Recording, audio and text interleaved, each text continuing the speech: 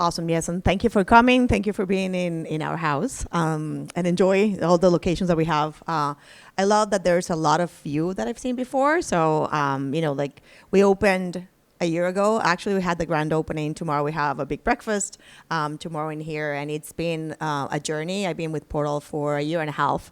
As Christiaan said, I'm the executive director for the office here in Boston. For those of you who don't know, we are venture capital that started about 5 years ago in Chicago. And the big opportunity was there's really a lot of innovation that is being invented, but nothing is really happening with it, right? And the people that really created companies were leaving. They come to Boston or California. Investors actually asked to move. So what we saw is, well, why don't we create a fund, invest locally, have places like this with companies can actually come and build their companies together. And because people that build successful companies left, there was no really talent locally. So we also do what we call human capital, which is a lot of connecting the dots with other pharma partners, with other investors, and then also with, we do fractional executive support for startups. My career before that was 15 years with Novartis. I've been global commercial strategy for a long time in Europe, Latin America, and the US. And I'm also in the board of Latinos in Bio, so happy to talk about Latin American technology and innovation. So there's a lot more to talk to Tati about than just Portal. She is a deal maker in our space and represents venture capital money and is constantly working within her ecosystem to bring resources to individuals and groups. And I think that their approach really mirrors our mantra of find someone to help repeat. So we're all here for various reasons. You all need things. You all have resources for others. As we get to know each other today, make sure that you ask people what they need. What are you looking for? What are your goals this week? How can I help you reach those goals? Tatiana, what is your goal for the week? And also, how can Bullpen help you in general? I think enjoy, honestly. I think we've worked a lot and just like getting to know people in a really relaxed environment. I feel like that's the best. The second one, just continue connecting people. That's why we love to be in this location because we are 60,000 square foot, the first and second floor in there, but the rest of the building is just phenomenal. So just seeing the ecosystem coming back and allowing these connections to happen, I'm very looking forward to that. Latinos in Bio has Amigos at Bio tomorrow evening. We're taking over LAF, the comedy place right next to the convention center.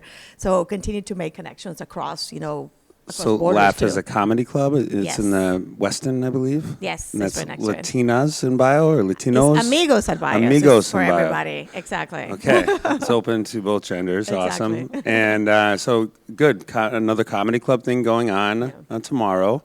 And you're going to do some maybe tours today as well, if people want to take a look? Certainly, yeah. We can do around the building and then also, our lab for sure. As members or companies, we have 14 companies right now in here. You get, access to the entire building, as members. So you can host events, you can have access to the gym, you have access to, everything that we have in the building as well as members. So we can tour you around for sure. Wonderful. Well, thank you so much. Let's give her a round of applause and help her out today however we can. And actually, can you pass that down to Demet? I'm going to go to her next. Wow. So, Demet. I thought I was going to be the last. Sorry, you're surprised. No, I want to hit you up next because you and Tati really worked pretty hard to make this happen, and you are a founding member of Bullpen, and some of you might not have much exposure to Bullpen, but the way it works is our members take the lead and do things that they think are important. And in this case, Demet, about 6 months ago, said, I really want Bio to be great. Let me help you. And she put together all of the venues and has been kind of shepherding the process. But Demet, maybe you could introduce yourself. Thank you, Christiaan. So I'm so happy to be here, and good morning, everybody. So it is great to see you in Boston. I know that most of you are traveled here, and the traffic was a little non-welcoming, but we are going to make you happy throughout hopefully the next 4 days. So my name is Demet Aybar. I am the founder and CEO of US Lab Partners. And US Lab Partners is a company that helps laboratory management overall, but we are helping laboratories strategizing their laboratory operation facilities and EHS services.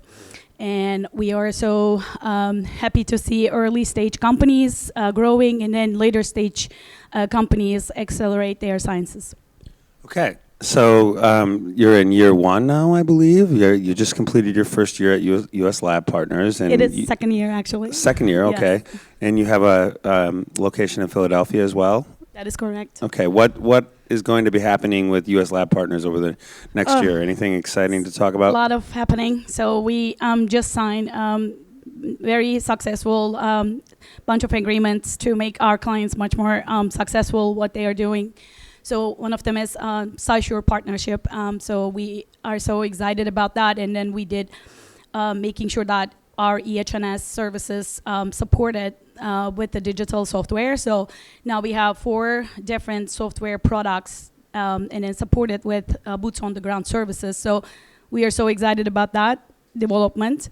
And I am working on recently bringing European companies to US for their soft landing, because there are so many things to be answered. And a lot of people are in the mayhem that doesn't know what they need to do. So if you guys need any help, we're happy to help you with that as well.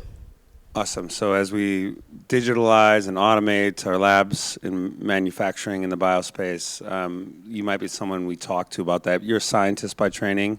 I am. Okay, which is really cool. So I'm talking more about Demet as a leader within Bullpen because she is authentic and she is leading a couple other forums, a Women VC forum. That is correct. And this is what we talk about within Bullpen, that she is a CEO of a lab operations consultancy, which as a CEO who might not deal with lab operations, you wonder, what do we have in common? But she's an ecosystem builder and someone that you want to get to know, and maybe you want to come to her forums later in the day. But thank you so much for all of your work. Christiaan. Yes, and so we covered maybe the startup incubator space, and now we have some of the know-how with Demet, and I want to go to Ray next. And Ray has recently stepped forward as a founding member and helped us start a fund. He's an investor. He is a public relations expert. But Ray, talk to us a little bit about your background and what brought you here. Sure. Thanks, Christiaan. And hi, Ray Jordan. Nice to see you all. Those of you I have talked with before and those I haven't met yet. Look forward to engaging more. To start with, I would say first and foremost, I'm such a fan of Bullpen. I can't acknowledge the excitement and the kind of the inspiration I feel from this community and the collection and the companies that are attached.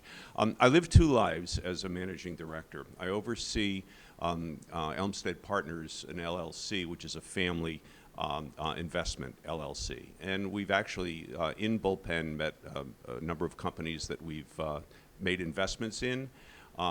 We've done a number of public equity positions, taken a number of public equity positions in bio and med tech and tech infrastructure.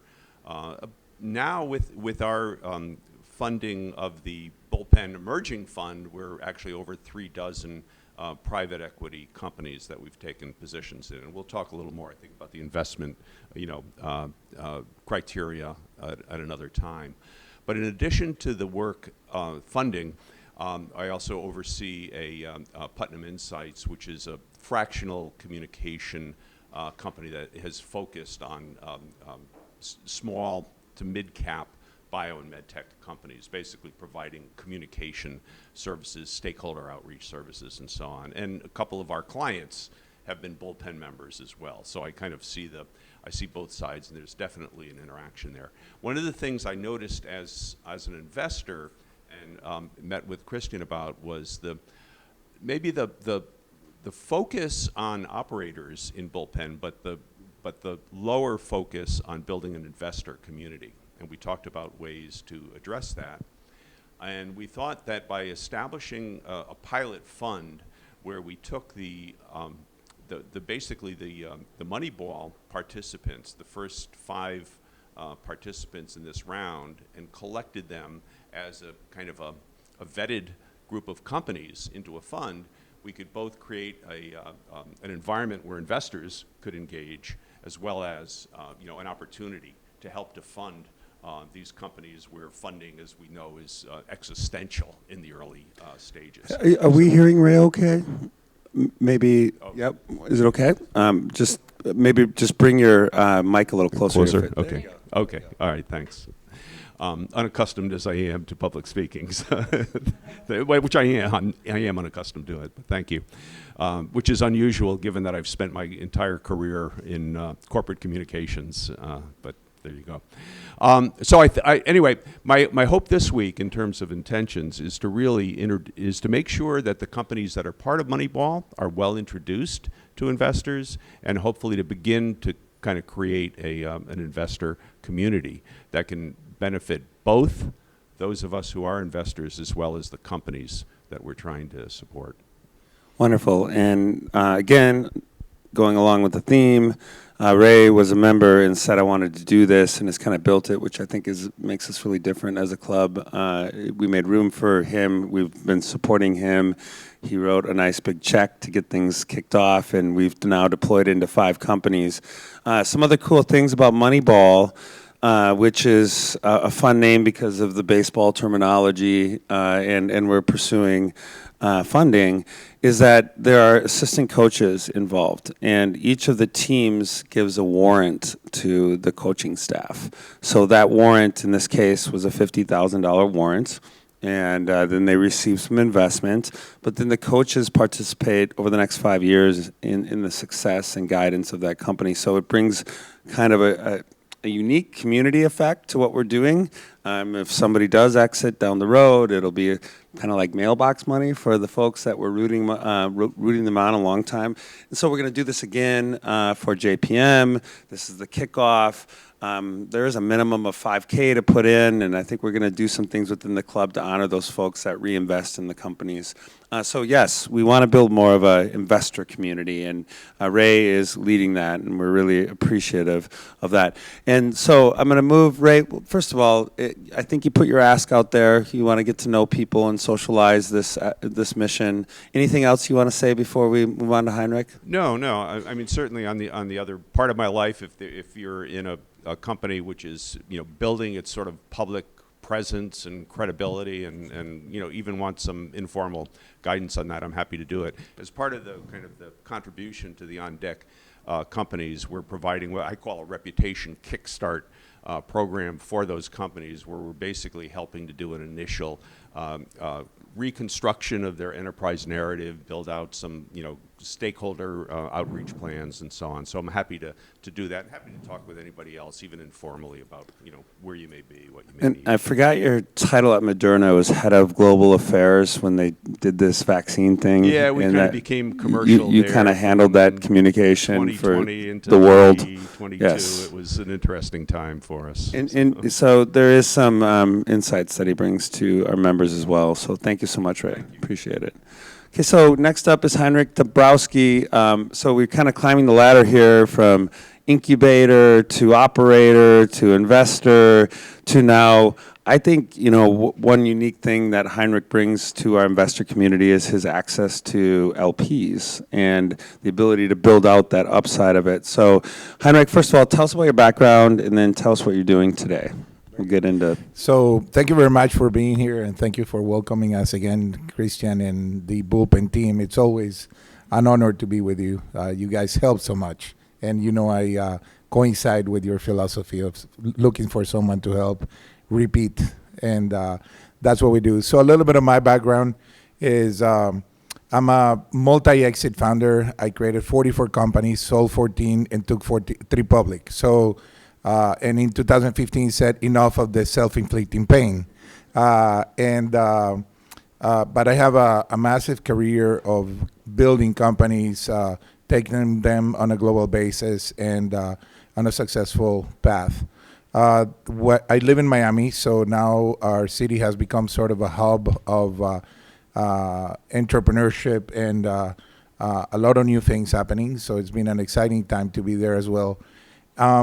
What we do and what I'm part of outside of our operating companies, which are in the investment banking and public relations as well, similar to Ray, is I run the local chapter for a very large organization called VNTR, We're co-hosting with Bullpen this next upcoming 3 days. And VNTR is the largest network of venture capital in the world. We have around 6,500 venture capital firms part of our membership, almost 7,000 individual investors. A lot of them are LPs. If you're a VC and raising money, it's a good place to be.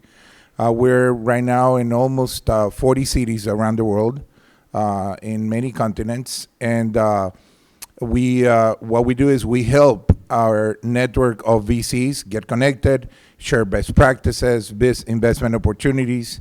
The organization has grown to the point that we also have created our own VC. We do several syndicated deals. The healthcare and bioscience are going to be led by Bullpen in the future. Christiaan is coming on board as part of the organization as well, as we have, I would say, very humble presence in that space. And we run events in almost every city. We run around 80 events a month all over the world, and 5 summits. At the end of the year, if you're going to be in Miami during the Art Basel Fair, we're launching the VNTR Villa, which is going to be a place for our members to come, have meetings on a private basis, have a special facility that they can do meetings and organizations. So that's in essence what I do. So getting back to this idea that we might be partnering with VNTR, traditional investment throughout VNTR, it's been all over the place, but not a lot of life sciences. It's a little intimidating, I think, for folks that don't have that background, the diligence required, and understanding, yeah, you're going to be helping to bring that level of diligence and discernment to that investor community. So he does have a session in the afternoon both days. If this interests you to get involved with that investor network and bring those resources to the things you're doing, please meet with Henryk and get to know him a little bit better. But Henryk, you also have I believe, a brokerage and Eureka Financial Correct. Services? We have 2 operating companies that are very specialized in bioscience, health tech, and aerospace defense, and some cybersecurity initiatives. And that has a sister company, which is an investor relations and public relations companies. I am of the belief that you cannot sell what you don't market. So we basically decided to pursue both. As part of what we do in the investment banking firm that we have in the broker-dealer is we help companies from the seed stage all the way to post-IPOs, either to structure equity, debt, and mergers and acquisitions. We see a big opportunity over the next 18 months for a lot of consolidation. So it's going to be an interesting space right now. And we also are very interested in helping a lot of the new companies, especially now where funding from other government organizations is gone away. We have access to a massive amounts of capital right now, looking at bioscience and health tech as it's not competing with the government non-dilutive funding now. Yeah, I think that, hey, it's my personal narrative here, so it's not the views of Bullpen. I just get to talk to a lot of investors every week in our weekly meetings. It's the traditional pathways are screwed up right now on a number of different levels, and everybody has their own issue, but VCs are having trouble raising, deploying, exiting. Family offices are scrambling for various global reasons. I mean, Ray, watching him go through the stock market go up and down with the Trump tariffs, seeing that firsthand on how a family office feels that, and then asking them to deploy to write a big check for Bullpen. It's tough to have these conversations, but we have to keep doing things differently. And Henryk is able to go out to a group of people, high net worth individuals, that don't understand what we're doing right now. And it's our opportunity to meet them, engage them, connect with their souls, connect with somebody in their life that needs the help of the people in this room, right? And sell that story a little differently. And it needs to be more of a legacy investment in this environment. So, we're all here. We're pulling together resources. Everybody's coming at it from a different direction. In the end, we all want to save lives with our technology. So I would say, Henryk, thank you so much for bringing that opportunity to us. And to the panelists, thanks for kicking us off. I'm going to